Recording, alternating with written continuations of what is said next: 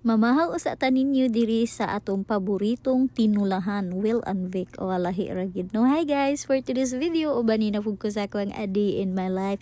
Vacation is over, so mao na siya, nangandam na sila sa ang among mga bakasyonista kay manguli na sa bukid. But before that is mahapit sa ta diri sa SM o di ba nahibong sila ngano kuno nang sakyan na nakasulod sa mall, nahalayan na ninyo problema ha guys. So nihapit sa mi diri sa SM kay na sila'y pamaliton oo. Kay daghan sad bini silang nadawat nga pinaskuhan, kay daghan magani silang mga kaliwat nga giari-ari sa lahi ra gyud daghan tag kaliwat no. So murag advantage yun daghan tag kaliwat kay namamas ko po. So mao na siya guys, mga unta diri sa liluan ko Jordan oo, all time feb. So lami kay diri lang mga seafood nag-order pamiglukot sus kuyaw ani mura ba yan dili taga dagat nag-order og lukot. So nasa tay talaba jud ato pinaka highlights diri no. Syempre hindi siya mawala ang sabaw na ang look at that over lami kayo gi-steam lang na og naa sa tuigi grill o lami ra gyapon ga take out yun mi anang talaba kay paborito na sa kumaguwang. So 3 ka kilo among gi